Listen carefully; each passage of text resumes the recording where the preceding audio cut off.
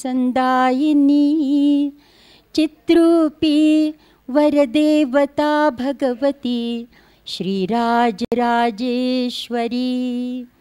श्रीराजराजेश्वरी श्रीराजराजेश्वरी। आहे का टाइम आहे?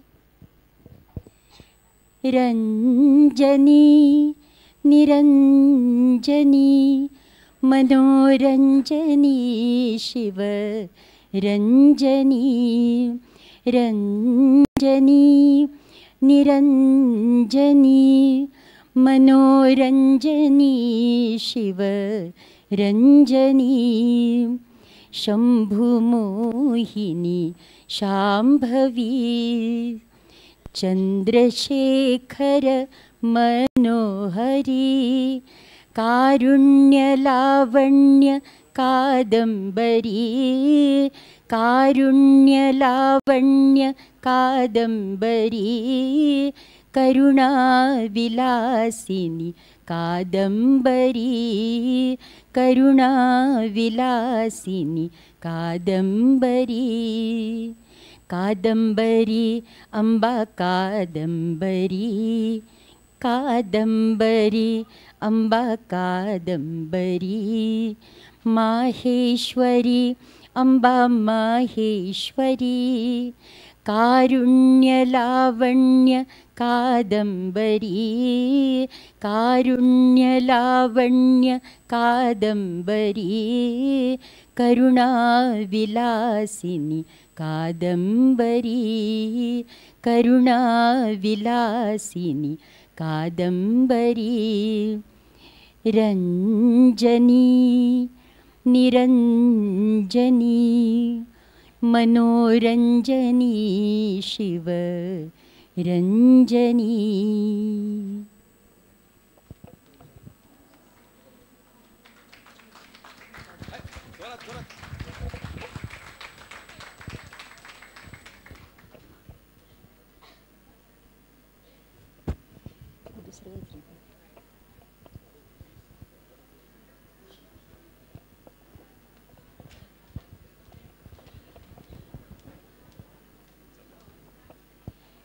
ऐसा वरदान दे दो हमें माँ, सुख में उछले ना हम दुख में रोए, अपने अंदर ही खुद झांक कर हम गलतियाँ अपनी खुद ही टटोले।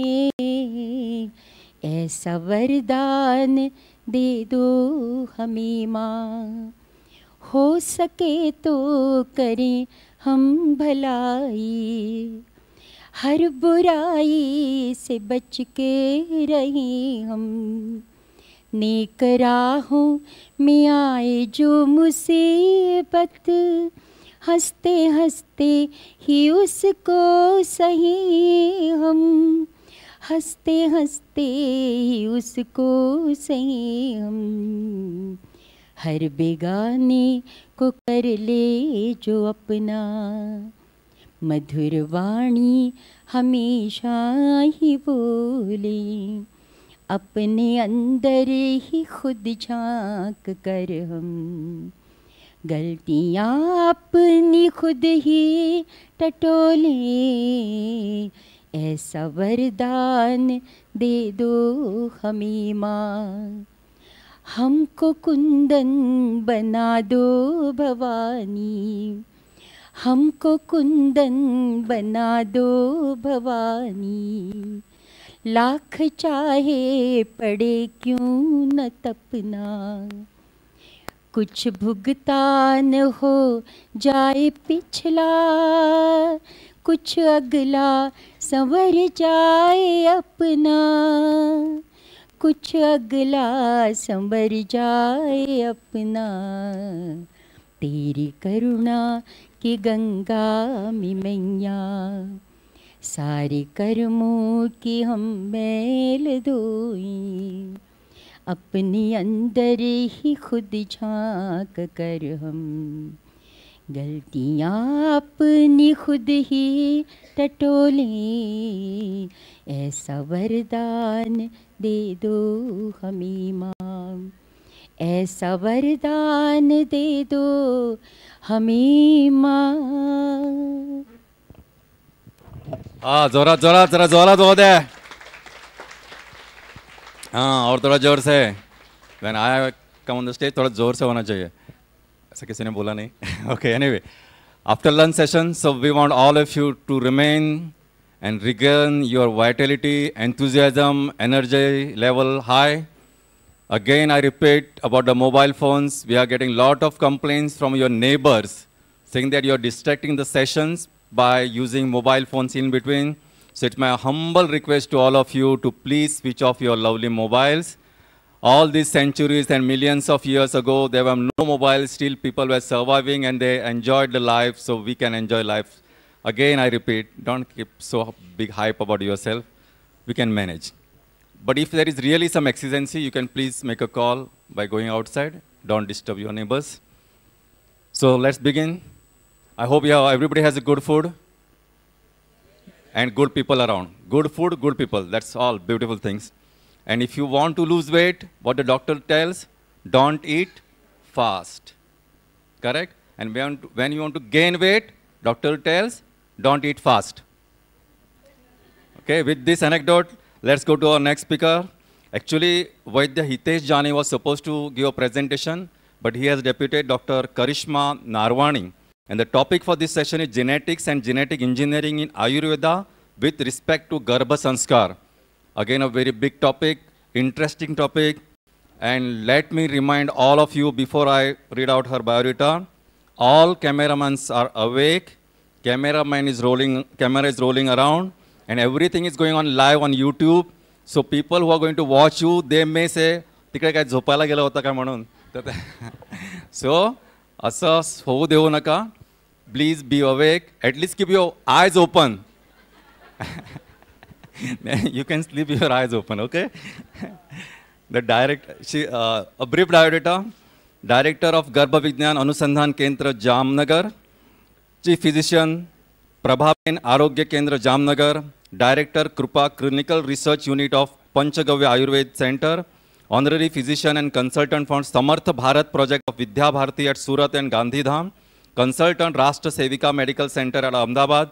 Honorary Faculty at Gujarat Ayurved University Training Center for Infertility and Gynecology.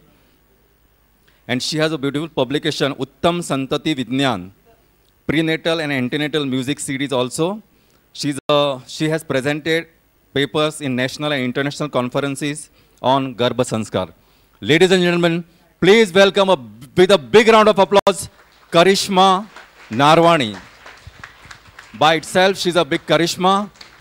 We can say Kudrat ka karishma, Ayurved ka karishma, ya hamara karishma, hamara ahobhagya. Madam, see, when I handed over the mic to you, I kept everybody awake. So I hope you can you will continue the same legacy.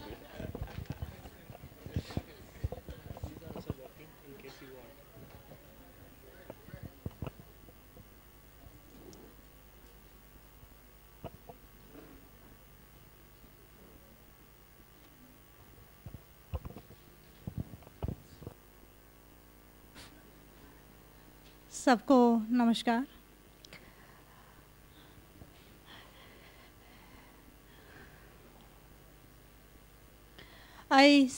First of all, I have congratulate to the organizer team, and second, I respect the learned audience. My topic is the special reference of Garbha Sanskar, genetics and genetic engineering.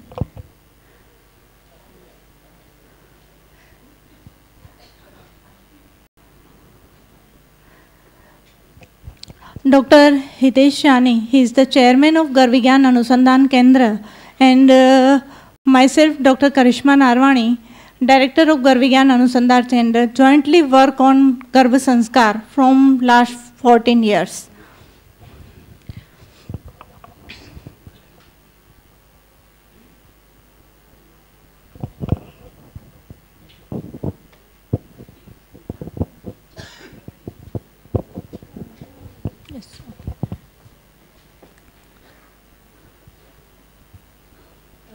I am coming directly on subject. Everybody know what is the genetics. Genetics is the science dealing with passage or traits from one generation to another. And what is the genetic engineering? Genetic engineering is the technology involved in removing, modifying and adding genes to a DNA molecules. It is a genetic engineering. We all know the concept of genetic engineering is not new for our country, for India. This is the reference from plant genetics. We all know, we go market and we all show the different colors of vegetables, different colors of fruits, different colors, different in shape also. Okay, it is a genetic modified food. It is dangerous for health. It is a topic to debate, but the science is there. We have this concept is new for us. We can change, and this concept is for plant genetics. This is the concept from Brookshire with modifying one seed in the proceeding, so many proceeding, and after then we can get another seed, another plant from there. It is a concept from Brookshire with. It is in chaptering in Vichitra Vidya. So it is the chapter, but I want to say it is the reference to our ancient science. Presently in Western countries, Western and medical society is learning about biotechnology and genetic engineering. You also know the Human Genome Project is working in USA. It is the work on this era, this subject only. But I want to say the concept of genes, genetics and genetic engineering, thousands of years ago, it is detailedly mentioned in Ayurveda. This is the quotation from Manusmriti, the ancient scripture. Santati avichinna dhara gotra vansh parampara vansh shantanam santayate tanu vistare. Santati, generation. To develop generation, this process is going on. It can't stop. But by this process, gotra, genetic makeup, vansha, inheritance, and parampara, our tradition, are influenced one generation to one generation. This process is going on, and gotra, vansh, parampara is influenced one generation to another generation. In today, we can tell DNA sequence is maintained generation to generation. Same thing. And the DNA sequence lives forever. This, in 1,000 years ago, Manusmriti says this thing. And second, in Acharya Charak mentioned, Atulya Gotrasya Rajashayante. It is a first condition of Garbha Sanskar. What is the offspring of cell originating from parents with differing genetic makeup. We all know thalassemia major is a genetic disorder.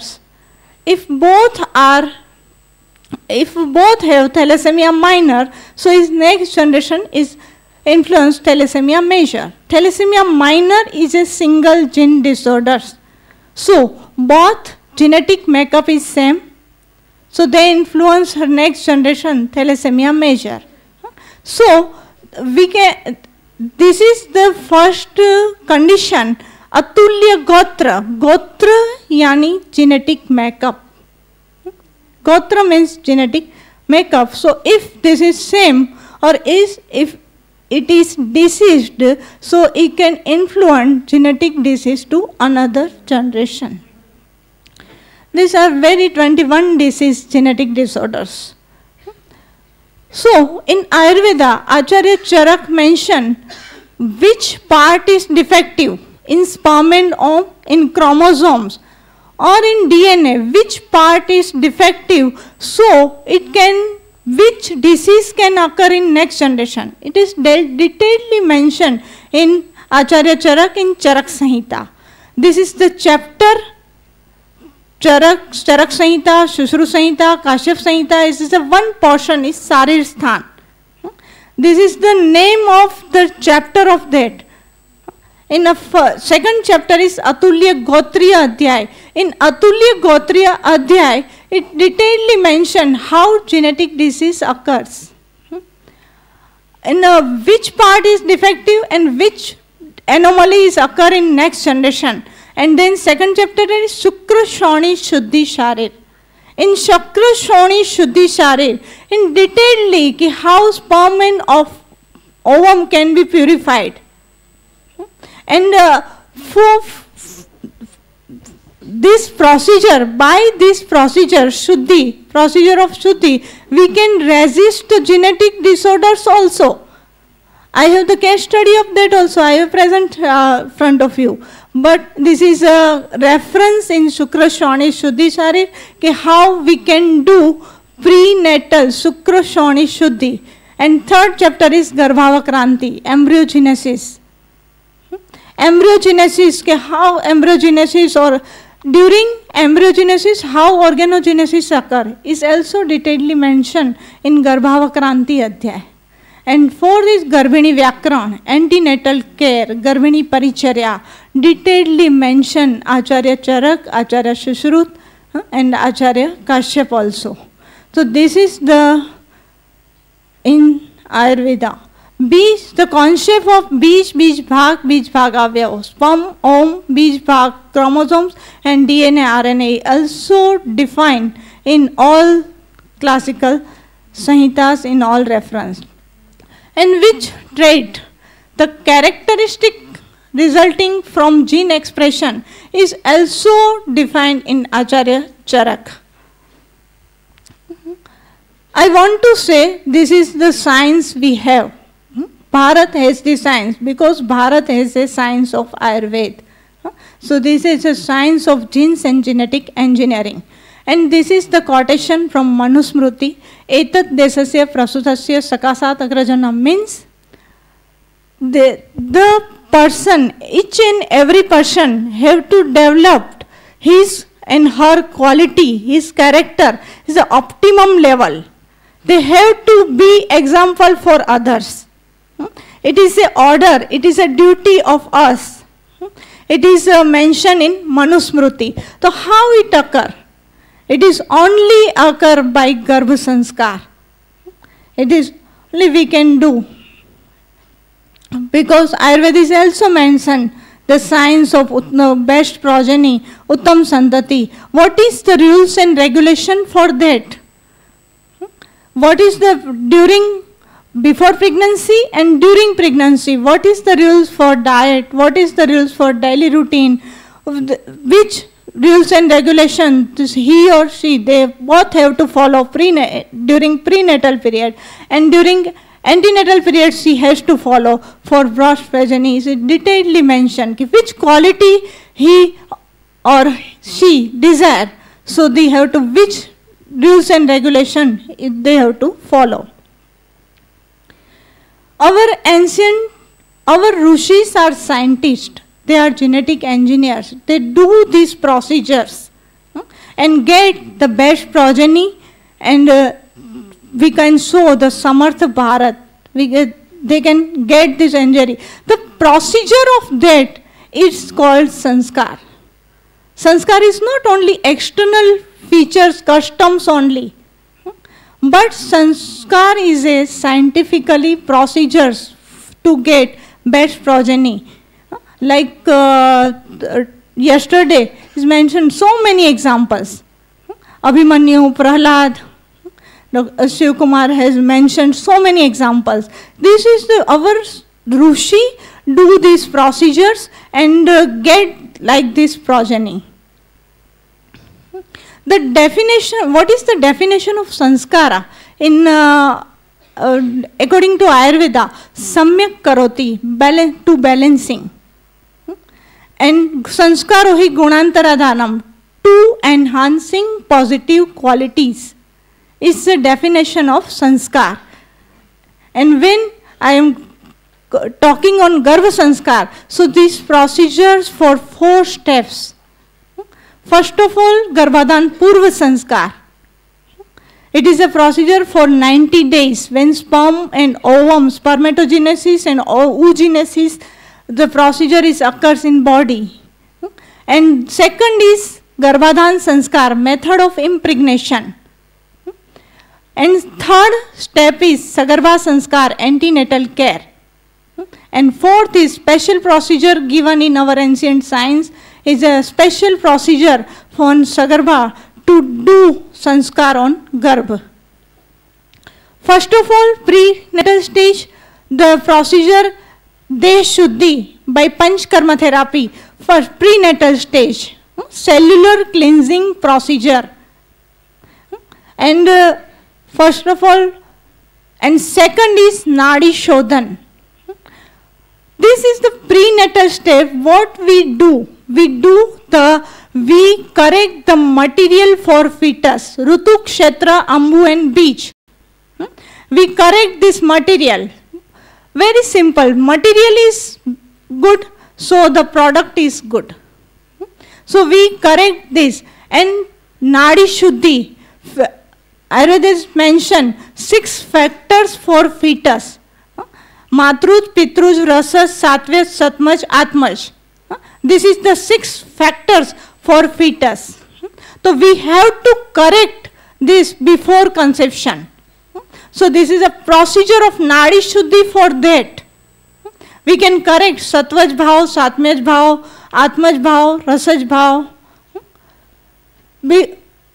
The fetus is a 6 factors. This is a Matruj, Pitruj, Rasaj, Atmaj.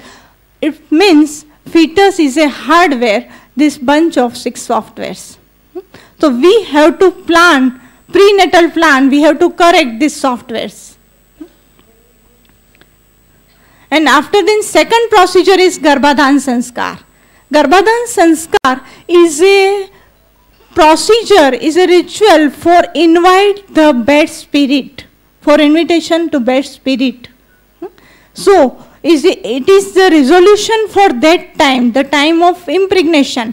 Ahirasi, Ayurasi, Sarvata Pratisthasi. It is the resolution for mother.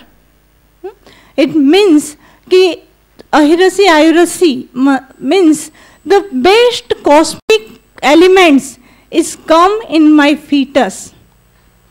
So it is very important. So what is the resolution at that time of impregnation? And for 5 days of Garbhadan, also mentioned special daily routine.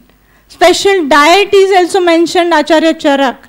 Special yoga plan is also mentioned. Special mantra chanting, Gopala Santan Stotra, mantra chanting is also mentioned. And Agni Hotra for environment cleaning is also mentioned in Charak Shanhita. And third step is antenatal care. Practically, it is divided in 4 steps. First of all, diet. Second is Vihar, daily routine, special daily routine. Third is Praksha Karma, preventive and protective measure. And fourth is good conduct. So, first of all, diet. It is antenatal care, total antenatal care is planned. The basic concept is 5 penta elements, according to penta elements. In which time, in which quality and how much quantity is acquired. So according to that, we have to plan the total 9 months Garbhini Paricharya. First of all, Ahara. Ahar is according to embryogenesis.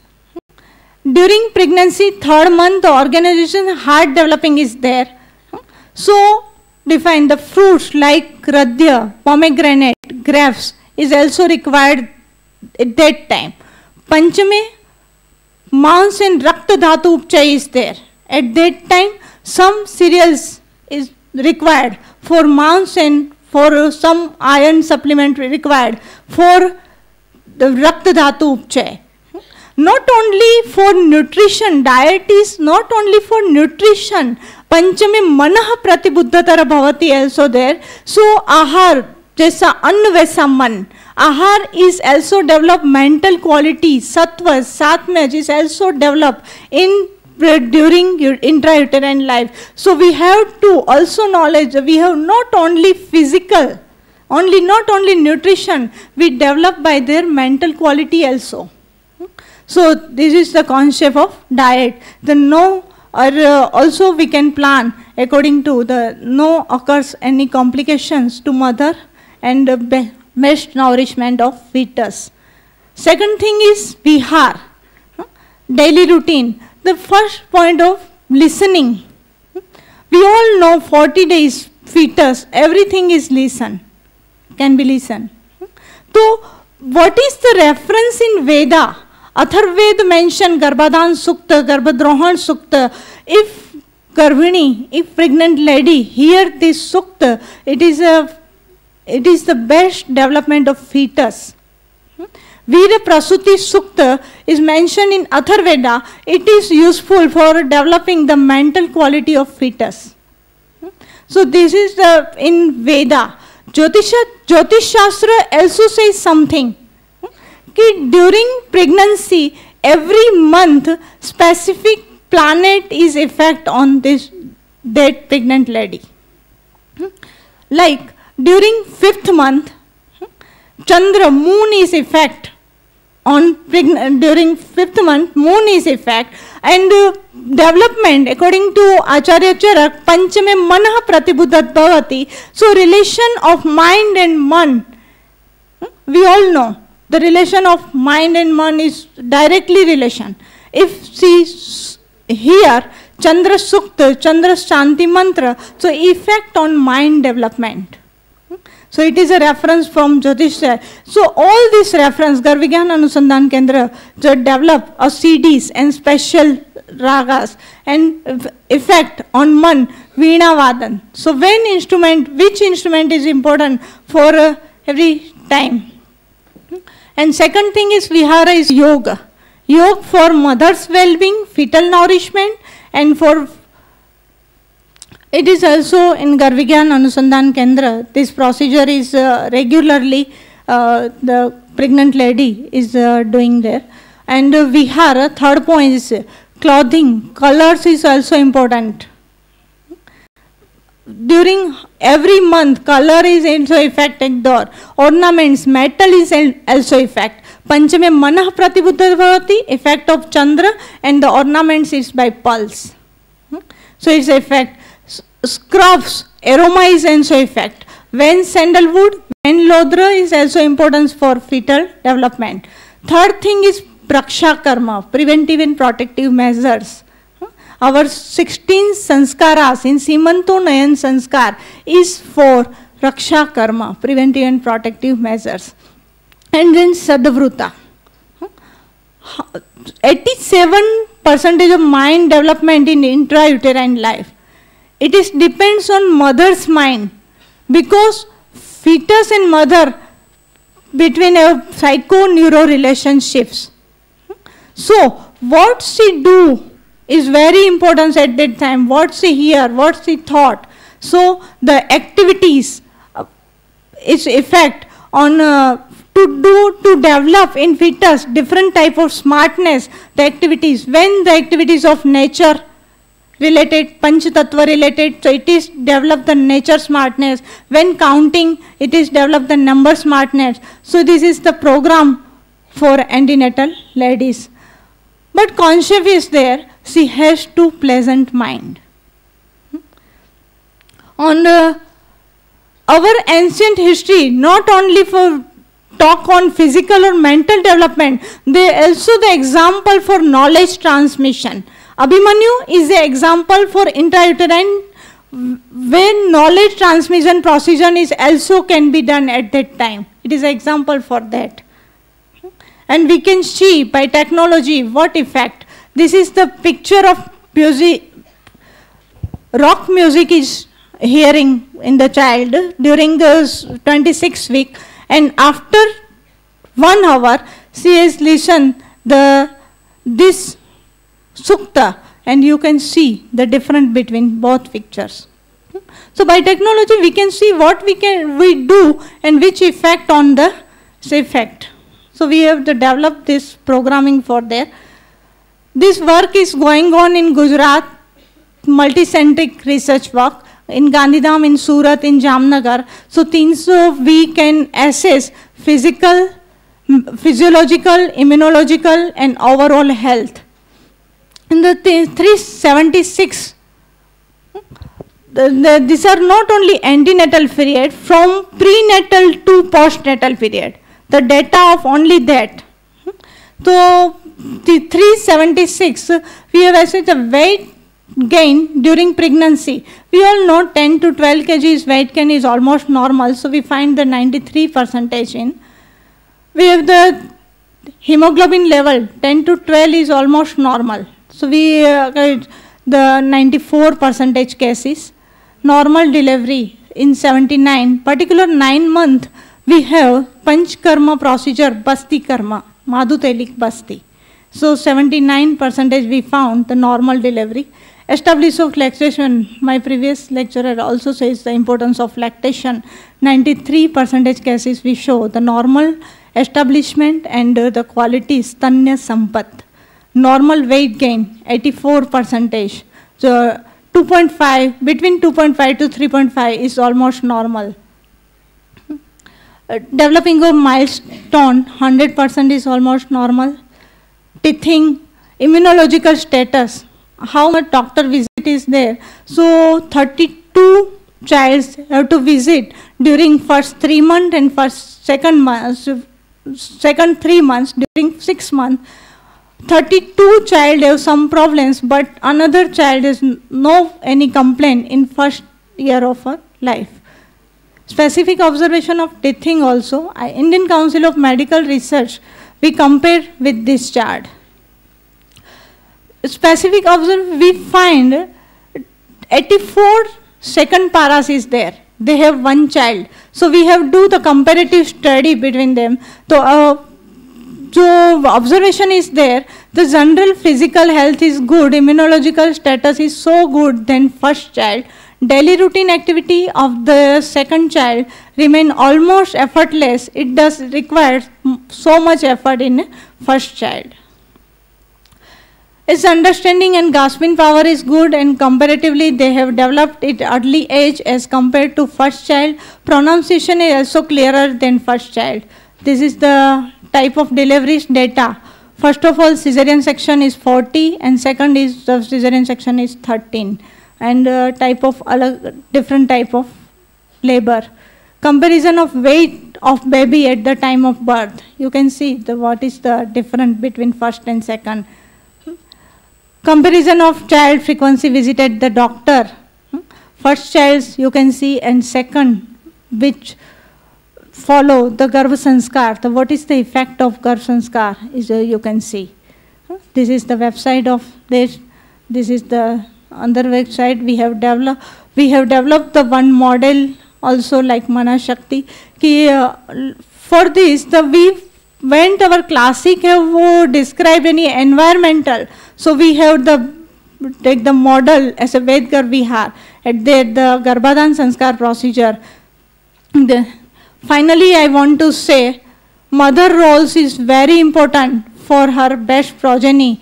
Shivaji can aaj be, today we can also get character like Shivaji, but mother has to be like Jija Mata.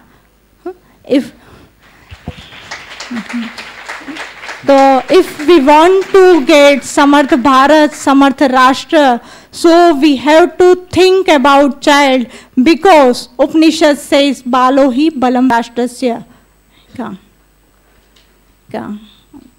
Thank you all. Thank you.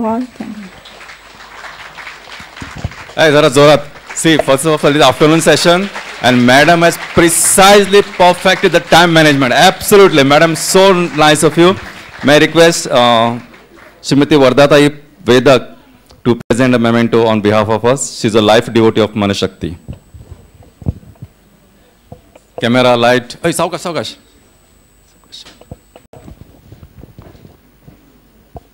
One minute.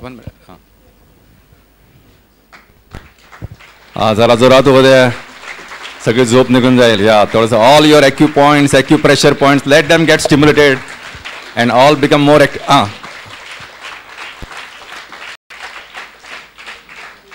Thank you. So, to keep the victory light illuminating with radiance of knowledge and wisdom, our next speaker is Jaideep. Dr. Jaideep Malhotra.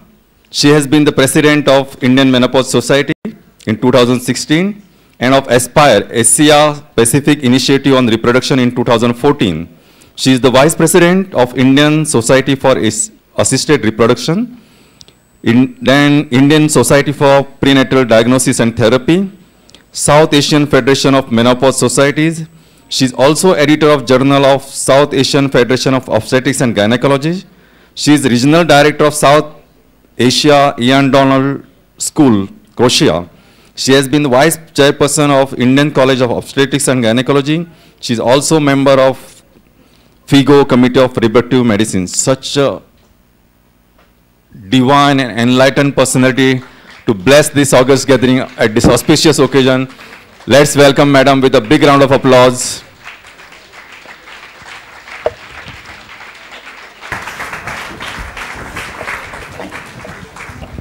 All fully awake, conscious, cooperative, pulse rate between the normal 80 to 120 is handed over to you. But mine is now a little more, my pulse rate is really increasing. Thank you so much, Manashakti, for this opportunity. It's a pleasure to be here, though I have come against all odds. I was feeling a bit low and tired, but looking at all of you, looking at the energy in this room, it's phenomenal. So let's make a difference in people's life, which is very, very important. Can I have the first slide? I am representing gynecologists. How many of us are gynecologists in this gathering? Wow, so quite a few. And how many of us are medical concern? And excellent, excellent, because I thought otherwise I'll need to modify my talk accordingly. No matter from where you may come, it is important that we understand what we are really destined to be, and that's the most important thing. My task has been made very much easier by my previous speakers. We already know that mother is the pivot of all society. Unless and until the mother is really enlightened, not much difference we can make about a lot in our future generations. But what is very important is that this my one talk is for people who really realize that their time spent with their patients or with their colleagues is really going to make a much larger impact on the future generations. So it's not only about, we medical personnel are very narrow visioned. We are just looking at, we are robotic. We keep on, sort of doing the same things again and again without realizing why we are doing it, what is the outcome. We are just about finishing our task. Now in the world, more than 135 million children are born. How many are born in our country? Any guesses? 27 million. How many obstetricians are there? Just about 100,000. So can you think we can do justice to what we are really wanting to do? It's important for us to understand. Now if you look at the statistics from the world, we have almost about 26 million mothers who are undernourished, another double the number who are anemic, and they're obese, they have hyperglycemia, they have hypertension. Amazing numbers. Each one has some problem or the other. If you look at the under 5 deaths, 35% of the under 5 deaths are because of undernutrition. And it starts not after birth, it starts in utero. And that's important. In our own country, I'm very, very sorry, but we don't really understand this. Diabetes is the fastest growing disease. 72 million cases recorded in the year 2017. They are destined to be doubled by 2025. Has anybody sat down and thought why it is happening and what can we do? I'll take you back to a small story from a village. Actually, this study was done in 3 villages in Africa, in a country called Gambia, what was noticed that the children who were born during the wet season or the hungry season, and when we compared them with the ones who were born in the harvest season, the ones who were born in the wet season were 10 times more likely to die prematurely. Their immunity, their other, everything was totally different, and it all depended upon the nutrition of the mothers. Now, we also understand today that we are struggling as gynecologists to reduce the maternal and the neonatal mortality. But we are not heading anywhere, because today more and more of us are dying because of not the causes which we thought were for maternal mortality, but also non-communicable diseases actually adding on to these numbers. So much so that 63% of the global deaths, almost about 36 million in 2008, and I can say that the projected claim is 52 million by the year 2030.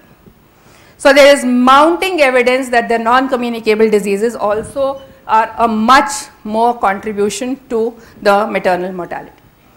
I'm sure many of you have read all these books because everyone's been talking about it, the fetal origin of adult diseases. Today we do understand that there's something which is genetics and there's something which is epigenetics. Even Paul McCartney, in a song called Off the Ground, you know, what did Paul McCartney say?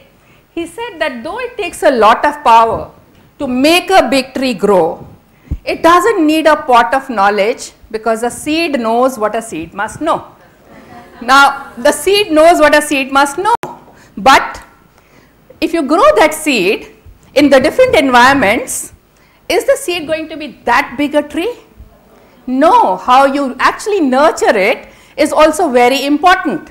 And the same person at the same place with a different environment, with the same seeds and the same things, still the growth is going to be totally different. So we need to understand that there is a definitely big role of epigenetics also.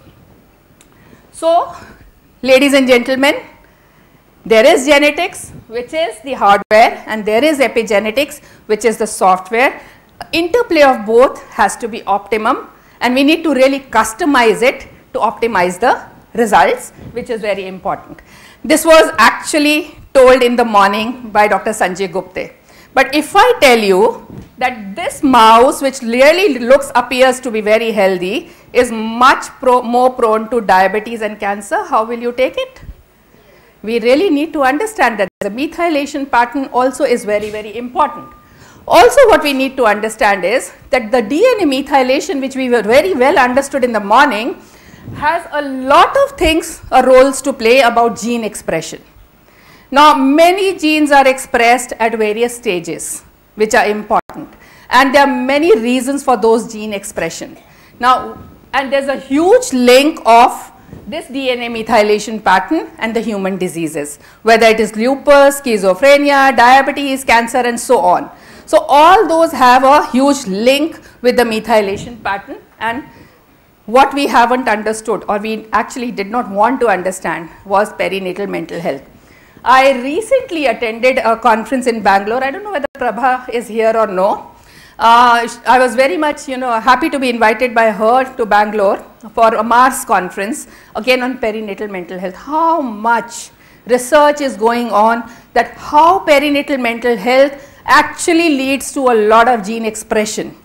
Now, we as gynecologists, we don't even think about it, because all what we are thinking is that the mother and the child should go home safely, and I don't care about the rest, because if something happens to the mother in the hospital, then I am done.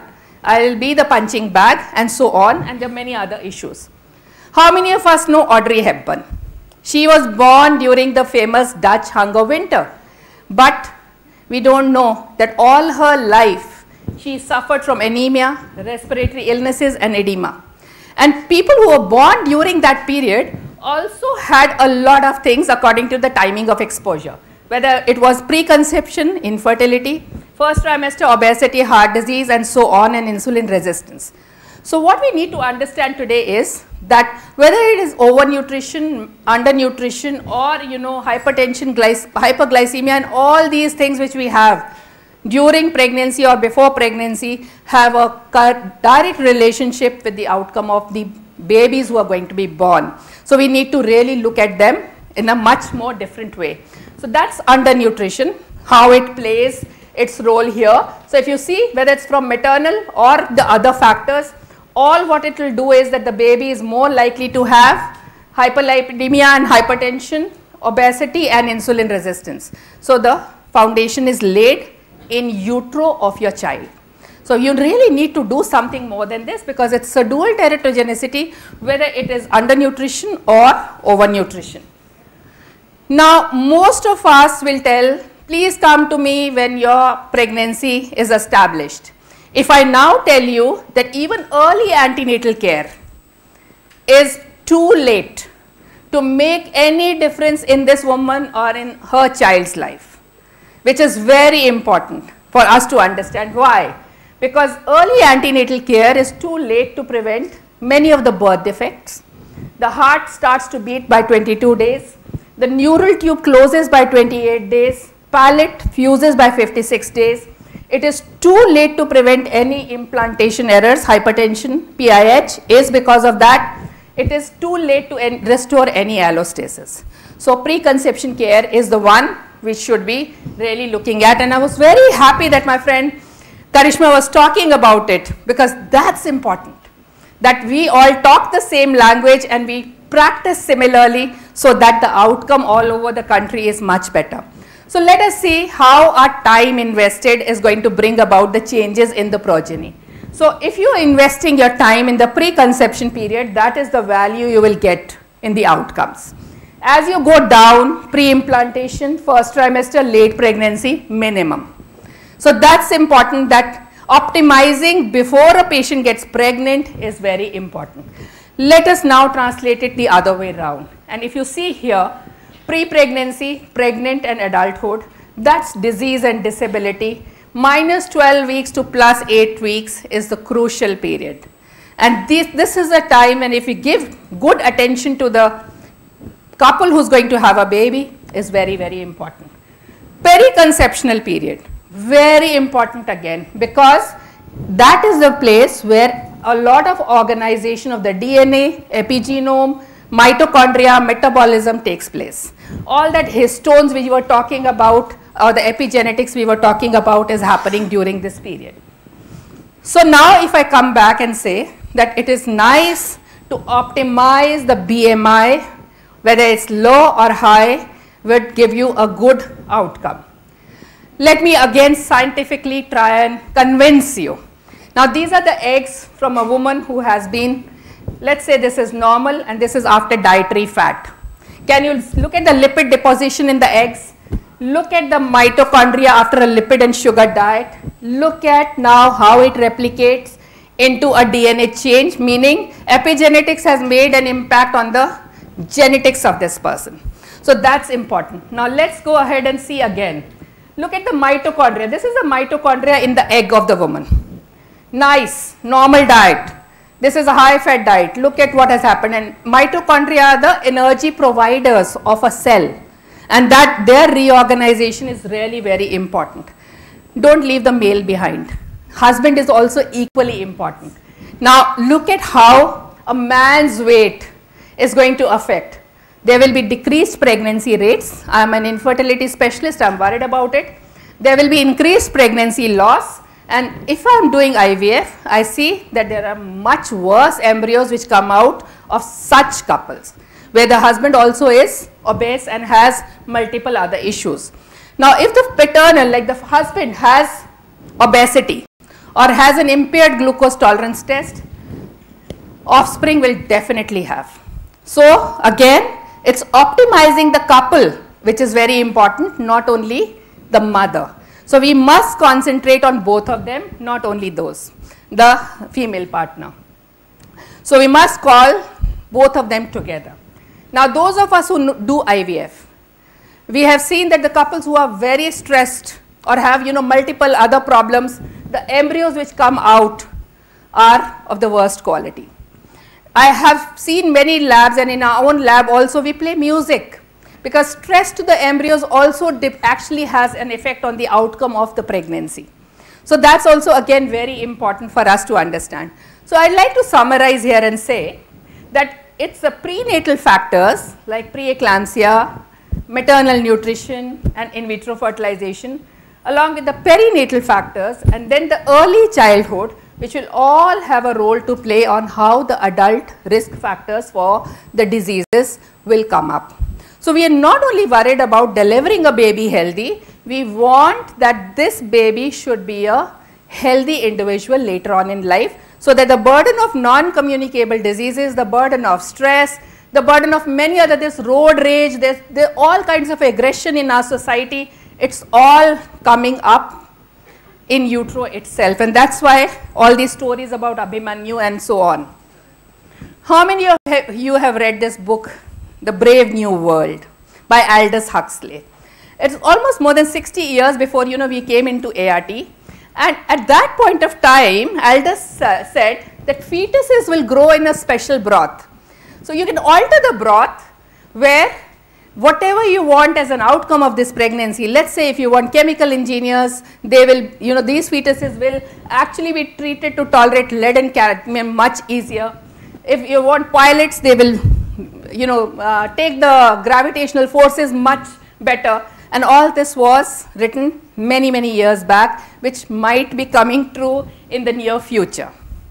Let me come back now to health. Hypertension in pregnancy, definite cardiovascular disease for the mother and also for the baby later on in life. Diabetes, gestational diabetes, definitely diabetes for the mother and also insulin resistance for the baby. Prematurity, we are the prematurity capital of the world. 27% of the premature births happen in our country. We are the obesity, diabetes and hypertension and cancer capital of the world. Maximum number of cases happen in our country. So do we really need to do something? Do you really agree with me? We need to do something because it is us only who can make a difference. And similarly, hyperhomocystinemia. Now all these are very important. Which other branch of medicine will get that opportunity? When a patient is pregnant or is wanting to get pregnant, she comes to us n number of times. And if every time we can give her some extra information, I'm sure we are going to make a real change in her life. WHO recommended 4 visits, now recommends 8 visits, could be more than that. And what did we do in our visits? We normally gave about 1.5 minutes to the patient. What can we deliver in that 1.5 minutes? What is an ideal one? Maybe 40 minutes. But what could really be enough? Maybe 15 minutes. So I think today we should pledge and give at least 15 minutes to each patient who comes to us, every time when she comes to us. And if we are able to do that, and along with whatever obstetric care we are giving, if we are also giving a one extra message to take home, I'm sure we are going to make a lot of difference in their lives. Because with antenatal visits, what were we trying to prove? Maternal mortality is going to come down, neonatal mortality is going to come down. It has come down. We are very happy that today we are 130. We have touched the figure 130 for 100,000 live births as far as maternal mortality is concerned. But we haven't gone much down as far as neonatal mortality is concerned. Why? Because we haven't changed our strategies. We have only changed our obstetric care. And obstetric care can only give that much. So we are really looking forward to high quality interventions which will actually have an importance in the future, which is very important for us to understand. I'm sure I haven't talked any Persian here. Everyone knows whatever I have talked and you have been listening for it for the last 2 years. But what is important today is, knowing is not enough. We must apply it. Willing is not enough. We must do it. And how many of us actually do it? That's important. So I think today we should, whosoever is here, go back with a pledge